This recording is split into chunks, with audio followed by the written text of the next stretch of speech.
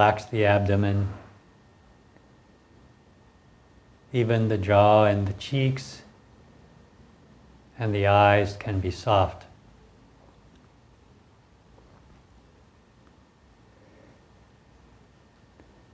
Then let's close the eyes, have our awareness inward, and be aware of the feeling or vibration created by chanting Om 3 times. Inhale.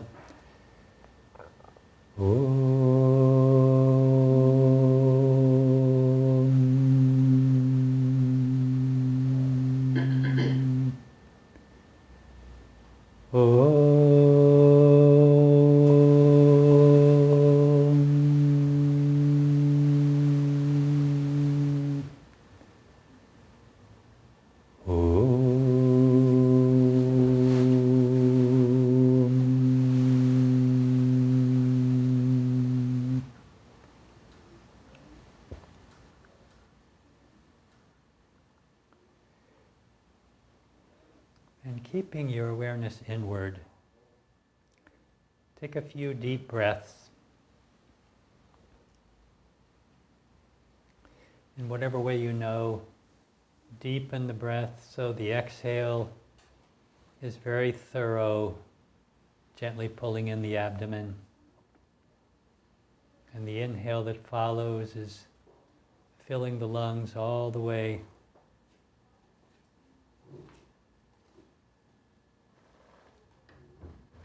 Take a few more slow, conscious breaths that way.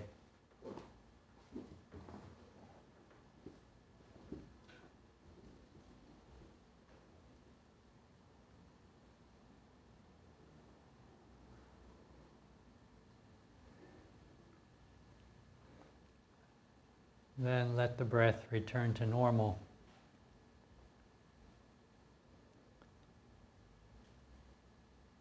And since we're sitting still, watch the breath fall into its own natural rhythm.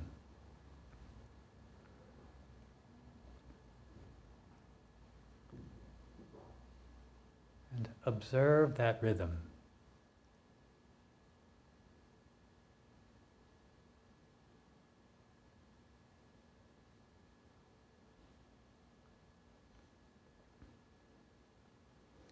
Then turn your attention to your own mind and thoughts.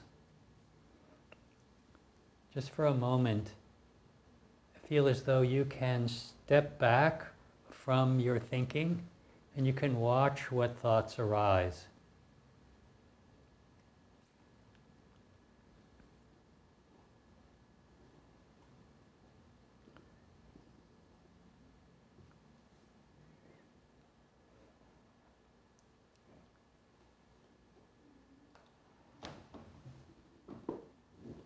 Another friend, a Swami, says,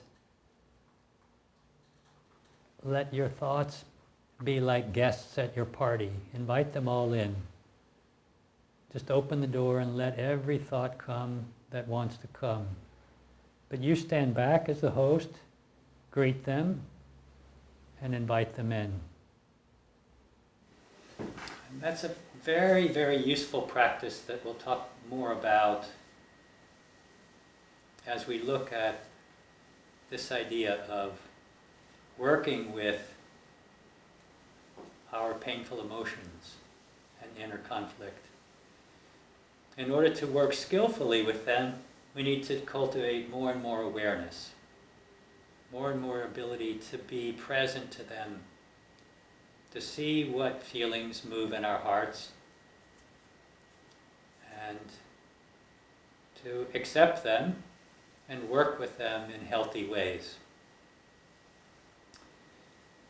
It's a 2-part workshop. Part 2 will be in 2 weeks, and we'll follow up a little bit from what we speak about tonight, 2 weeks from now. But that will give us a chance to explore and work with the concepts that we talk about tonight over the next 2 weeks. So if you can join us again, June 27th, I invite you to come back. Start with a little bit of foundation for approaching this subject. The yoga masters help us understand that underneath all the movement of thought and all the sensations in the physical level, there is a natural source of unchanging peace, contentment, a sense of completeness that dwells within us as our true nature. It's not something that we need to acquire, it's a natural state.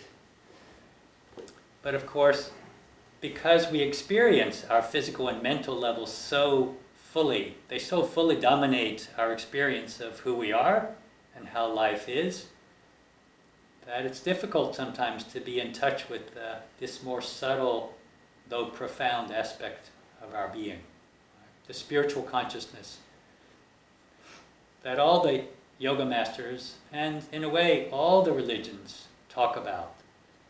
This consciousness, this presence of God, that's essentially who we are.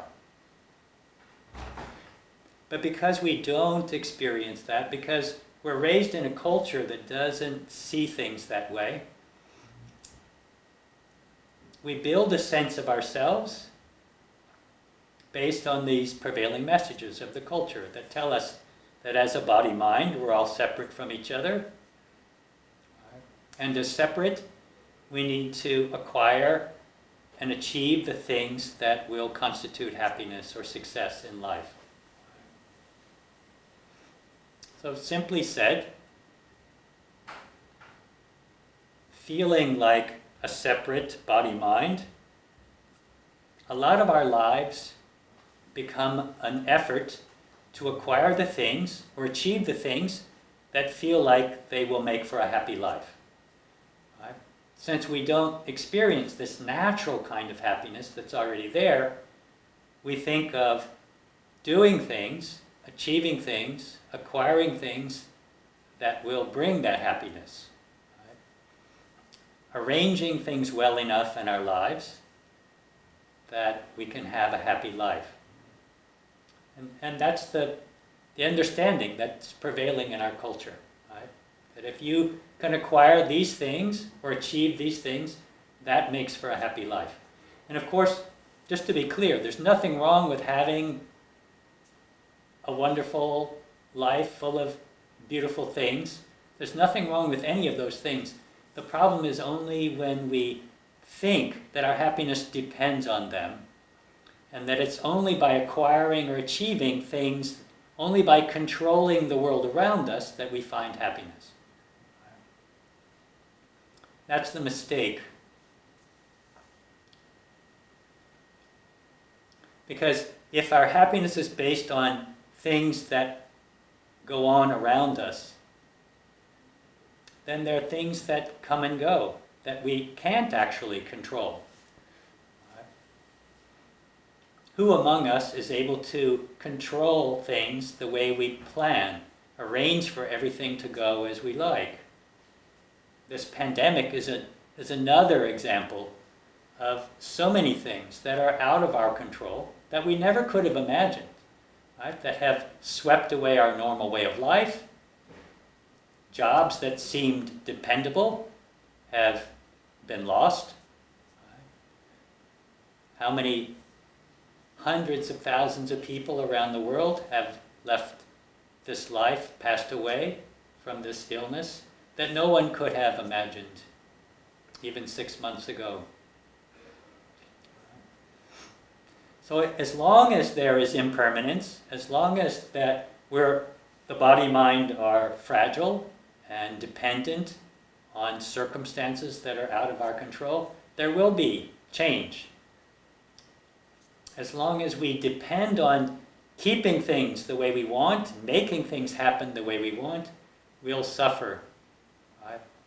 We'll experience disappointment and frustration and this relentless effort to try to make things work in a way that feels happy.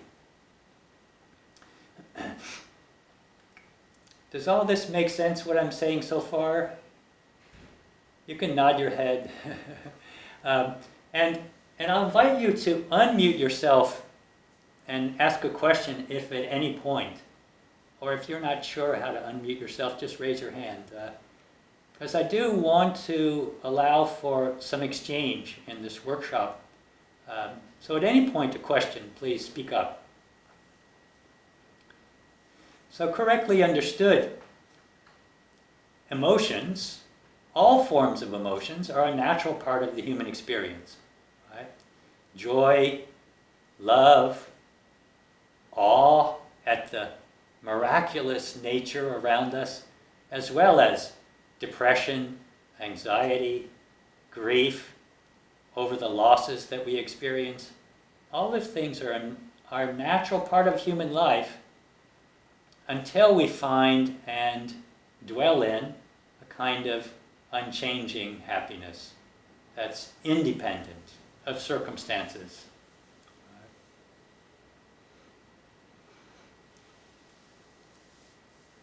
The problem that we experience as human beings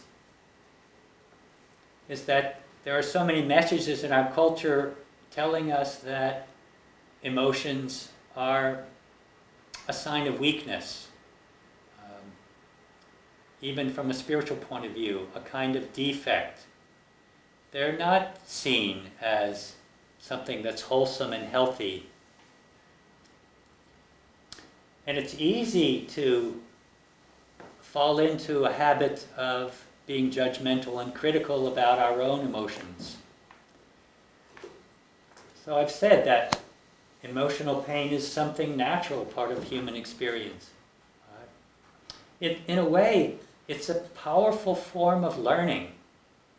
Whenever we experience great anger or disappointment or anxiety, it tells us about how much we're counting on something as a source of happiness or as a source of peace of mind. Right? How important things are to us. Right?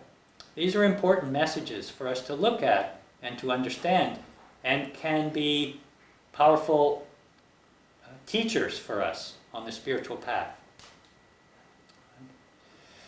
But again, because of the influences of our culture, even the cliche, the phrase that probably everyone's familiar with, big boys don't cry, right? There's so many messages telling us that our emotional selves, our emotional feelings are not respected, are not appropriate.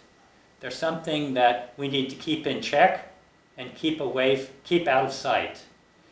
So we develop a habit of criticizing them, judging them ourselves. So the emotion itself is a form of pain, you could say. Eckhart Tolle calls it the pain body, that's made up of the unresolved painful emotions that we've experienced from the past, that reside in ourselves. Another author that I really appreciate, Thich Nhat Hanh. Some of you would be familiar with, a Buddhist Vietnamese teacher. He calls them internal formations, like a psychic knot that gets tied up inside of us. Right? When we are unable to skillfully appreciate and work with our emotional pain, when we layer on top of it a kind of criticism or judgment or denial, because it's uncomfortable, because it's unattractive, right? We have that tendency to block it out of our consciousness, to rationalize it, or just simply to deny it. When I was thinking about this, I recalled a poem from one of my favorite poets, the mystical Middle Eastern poet Rumi, that many of you would be familiar with. And he has a poem that you may have heard before called The Guest House that I'll read. The poem goes this way: "This being human is a guest house. Every morning a new arrival. A joy, a depression, a meanness. Some momentary awareness comes as an unexpected visitor. Welcome and entertain them all, even if they're a crowd of sorrows who violently sweep your house empty of its furniture. Still, treat each guest honorably. He may be clearing you out for some new delight. The dark thought, the shame, the malice, meet them at the door laughing and invite them in. Be grateful for whoever comes, because each has been sent as a guide from beyond." It's a very powerful poem. A little difficult to hear and take to heart. Even to look at our painful emotions is not fun. It's easy for us to take on the judgmental attitude of our culture and to feel uncomfortable with or critical of our own emotion. I remember once when I was talking to someone whose mother had passed away some time before. And he was saying, he said to me at one point in the conversation, "I know I should be over it by now. I shouldn't be grieving anymore." And I thought to myself, is that really true? Is there a time frame? Is there a timeline by which you should no longer grieve?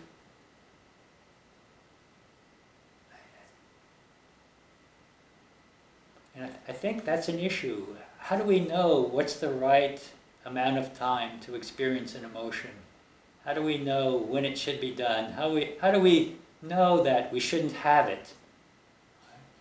I think these are more ideas that come from the culture around us more than a reality. As long as we feel something, it's important for us to be able to look at it.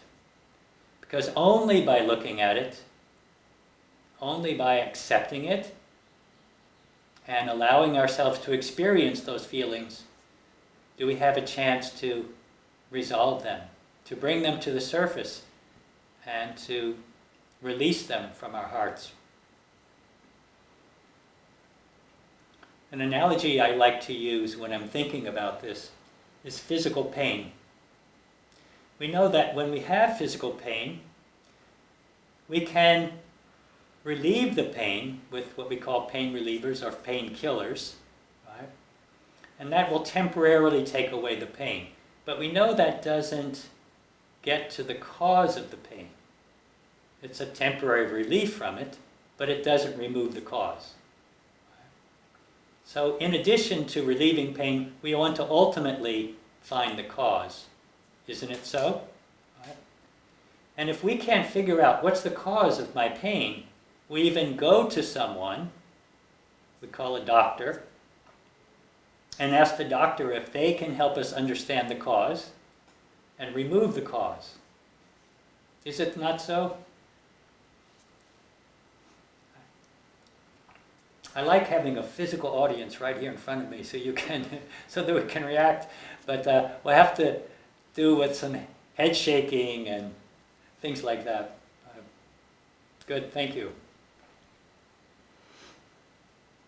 So in the same way, when we look deeply into the cause of our pain to try to understand the roots, right? And then we have a chance to remove that cause. In the same way, we need to look deeply into the cause of our emotional pain. Right? And that's where so much inner conflict gets in the way. Right? By inner conflict, I often think of We have one kind of feeling, it exists, but we have another idea about what should be, and the two are not matching up. Right?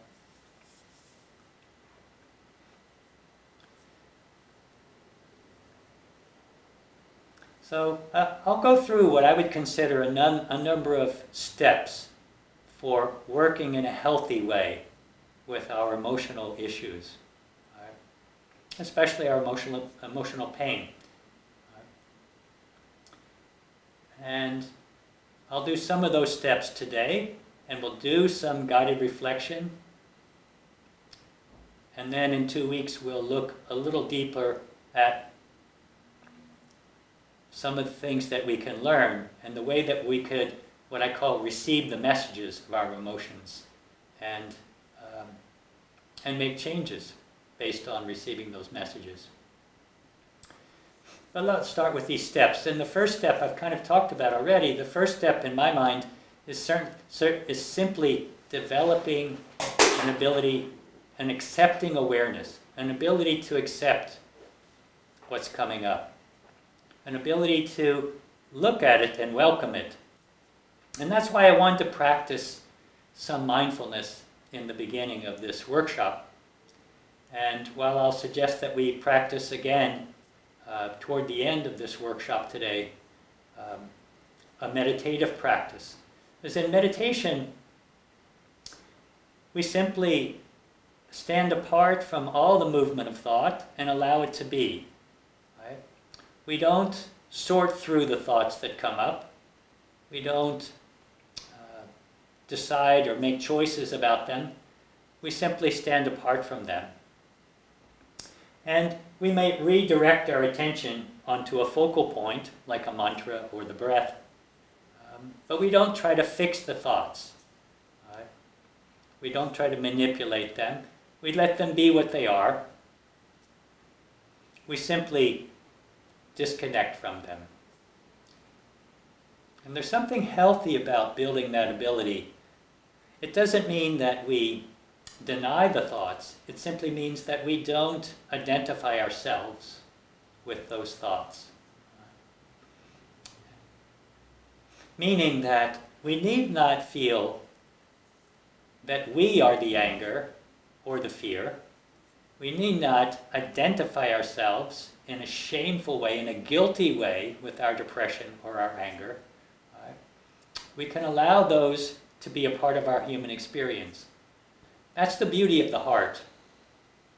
Right? So much of our human life gears us to be in the head, reasoning, planning, judging, measuring. So many of the ways that we cope with life in this modern day world have to do with the technology of living in this world, especially now, right? How many people here, if I can have a show of hands, have had to learn new ways of working with technology by step going through the right? Oh my gosh, I got 2 hands up. Right? Right? So much of our modern life requires that of us, right? And that gets us a lot in the head. Stuck in the head, planning and measuring and judging and doing everything right, saving all your passwords in a spreadsheet so that you know for each website that you go into where you're a member, you can find the corresponding password. Oh my gosh.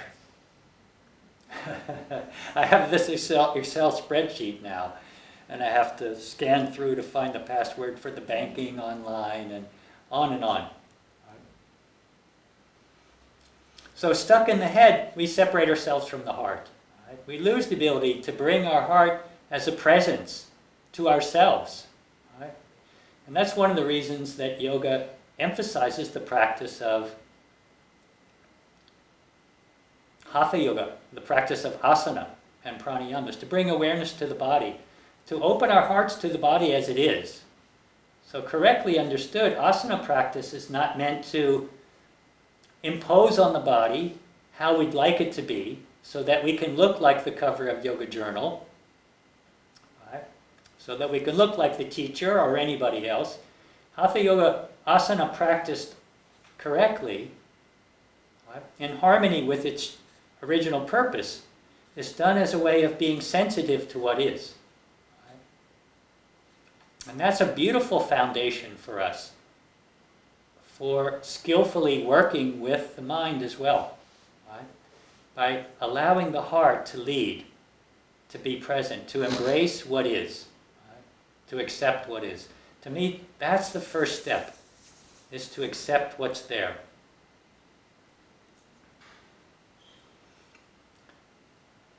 I remember years ago, I lived in San Francisco many years ago in the late 1980s. And then I lived in New York for 20 years in the 90s and up until 2011. But I remember I went to a talk by the spiritual teacher Ram Dass that many of you would be familiar with. Baba Ram Dass, he might be called. His first book was called Be Here Now, and he wrote a number of other books. He's still teaching, even though he's been partially paralyzed. But I remember going to hear him speak, and I never forget something that he talked about that struck me, that I still remember it. He was talking about his own experiences as a human being, and his own anger, the fact that he experienced anger and anxiety and depression.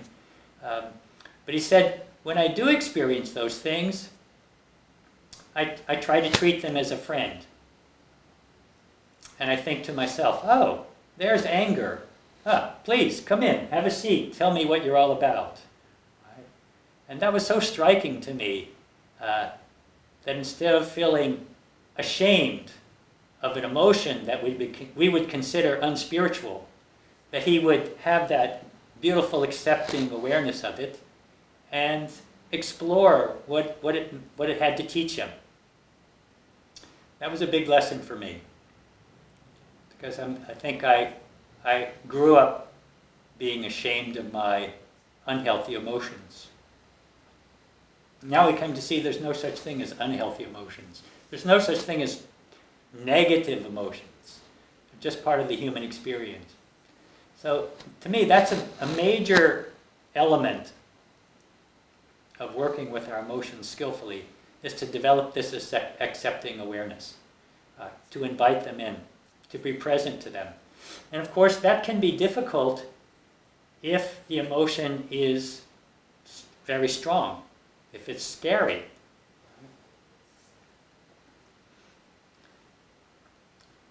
If there's some emotion tied to some very painful event or traumatic event from the past, that can be quite difficult. So I don't want to gloss over that as if it's such an easy thing. So an important element of accepting and being willing to look more deeply into our emotion is to have some element of safety.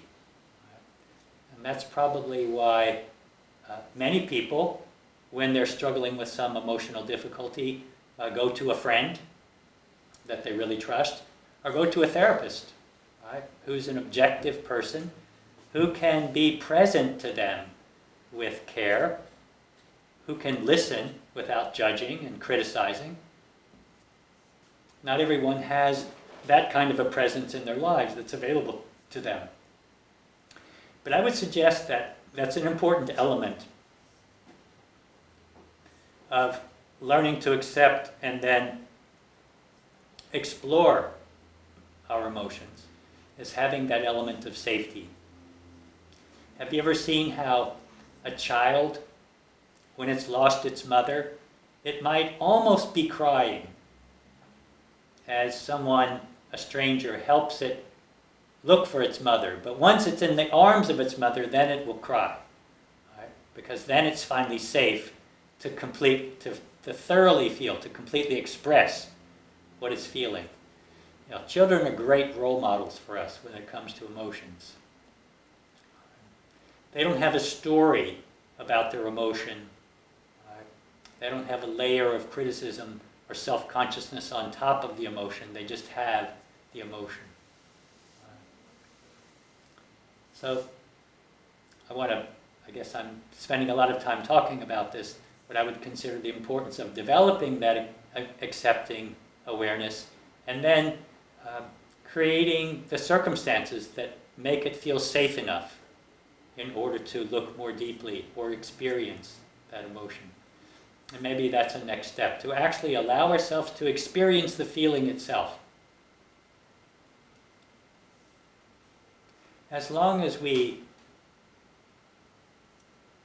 push away a feeling, as long as we layer some judgment on top of a feeling, we don't actually experience the sensation of the feeling itself. In a way, I think of emotions as powerful thought forms. They're powerful enough that they resonate through all the different levels of our being. Right? They create a physical sensation that corresponds to that thought form. Right? They vibrate through all the levels.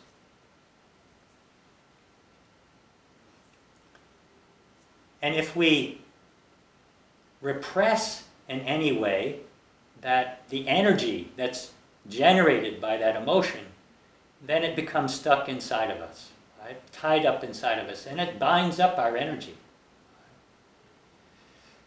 And it leaks out in various ways at different times. Have you seen people that kind of explode with anger in a small way, explode with anger in response to something very small, right, that happens to them? Right? It's like the straw that broke the camel's back. Is that one extra thing that pushes someone over the edge or triggers an emotion to come up. I remember coming back from a movie maybe 15 or 20 years ago when I was living in New York. And the movie was had a sad moment in it. You know how we all kind of tear up a little bit at the sad moment in the movie. But as we were walking back, I was walking back with some friends, I could feel that something, that sad moment in the movie kind of really touched a deeper place of sadness in me. And I didn't know what it was, I didn't know how to talk about it, but I could feel it. And if I went back and visualized that moment in the movie, it really was sparking something. It was lighting on that locked in formation or knot inside of myself. So when I got home from the movie, I remember taking a shower, and during the shower, when I felt alone and like there was no one around, I felt safe enough to cry. I just revisited that scene in the movie, and sure enough, I cried for a while. And I couldn't really understand why I was crying. I don't remember anything that made me sad. It's just the movie brought up the feeling. And every time I revisited that part of the movie, the feeling would keep, the energy from that emotion would keep moving.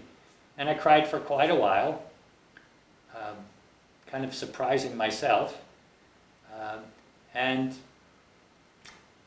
afterwards, I felt such a great relief, like, oh, that was interesting. And I never did, in that moment, I never did figure out what was behind that sadness, but I'm quite sure it was something from long before that had still been locked inside of me. And it was only kind of triggered by that sadness in the movie that I got in touch with that.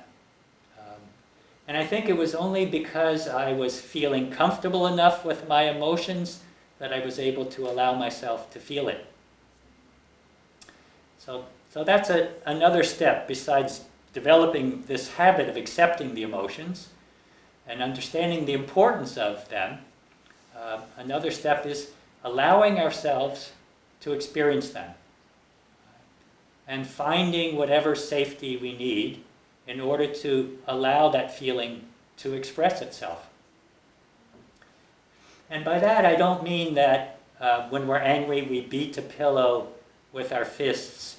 I mean, that might provide some kind of temporary energetic release, but it doesn't really get to the emotion itself.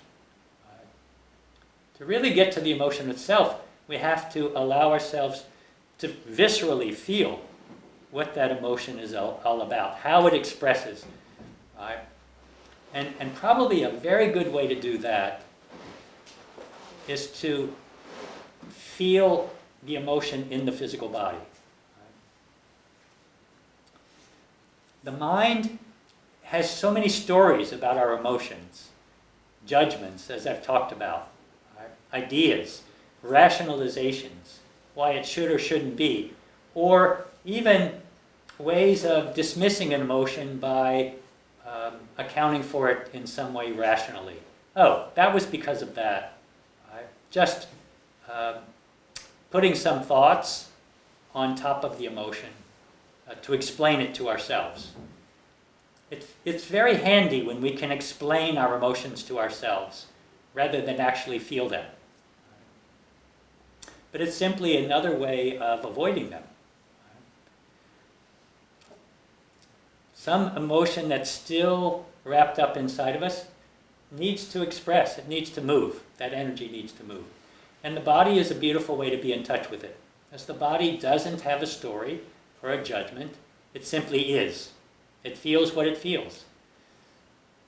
So if we can call to mind some situation that brings up a feeling that's difficult or painful, and really go into the body and see what it feels like in the body, that can be a great way to begin allowing the energy of an emotion to express.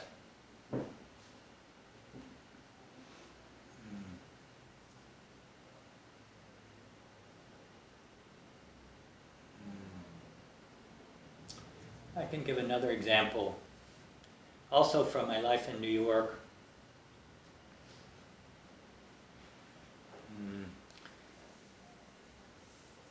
There was a woman living in the Institute in New York back in the 1990s that I got to know a little bit because we lived in the same institute together.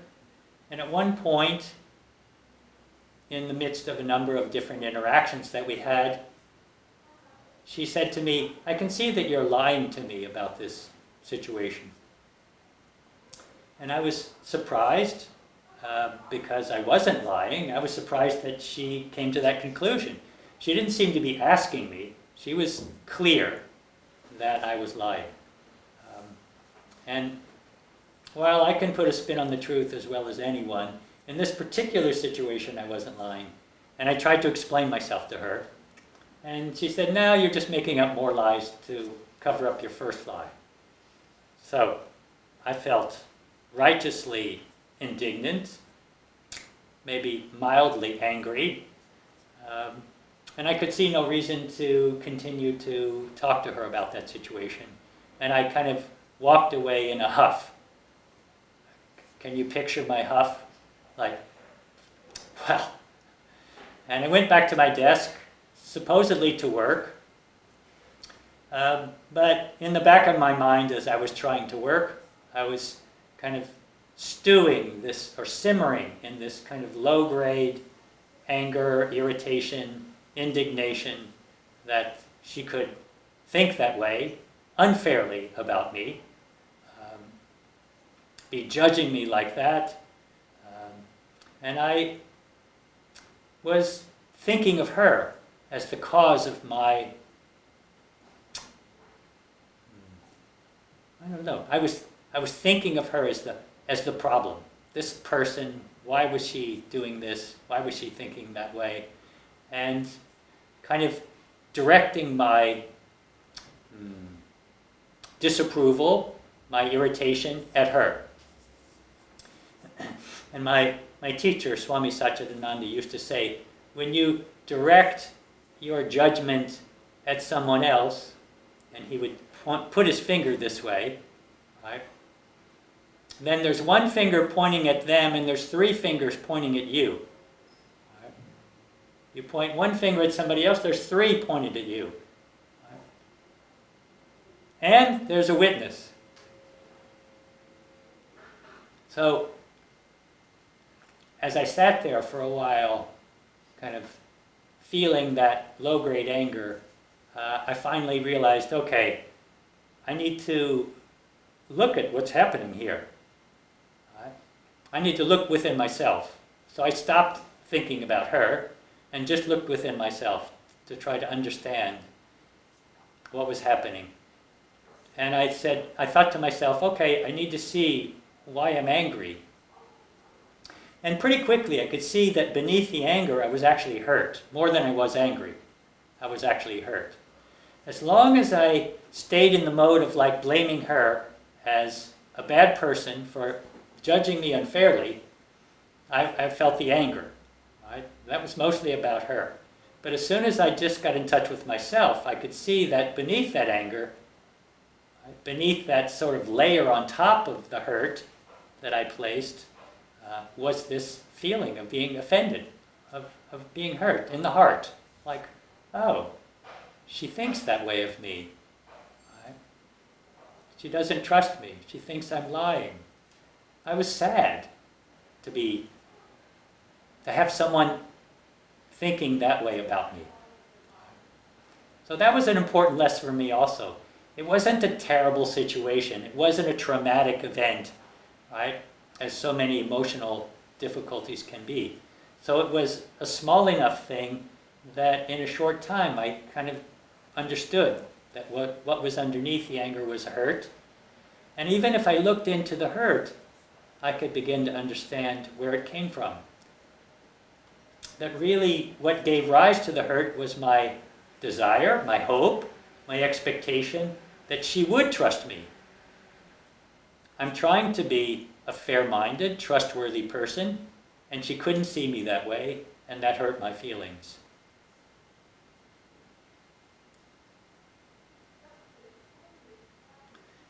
What gave rise to the hurt was my expectation, my hope, or my desire that she would trust me, that I would be seen that way. That's the way that I think of myself, and that's the way I want to be seen. That's the self-image I'm trying to create and project to the world. I'm a trustworthy person. But she couldn't see it that way.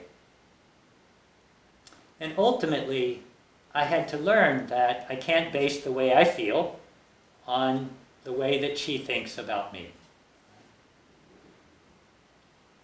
For some reason, in that moment, she was unable to see me in a different way. She was unable to see the truth in that moment, right?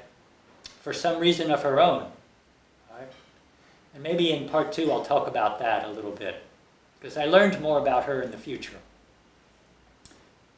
Meaning, much later I learned about her. Well, maybe I'll speak about it now since I mentioned it. Much later I learned that she grew up with a father who deceived her. Right? So in conversations, maybe a year later, she described to me how her father often deceived her. And as I looked back on that situation where she couldn't trust me, I saw that for her I was another father-like figure. I was an authority figure in her life as a resident of the Institute, with me as the director of the Institute. I was a male authority figure that she also had trouble trusting. So you can see how her vision was colored by her own past experience, and my experience of her judgment, my experience of her comments about me was colored by my desire, my hope, my expectation. Interesting how the human experience of one person interacts with the human experience of another person, and we hurt each other. Right? We make each other angry.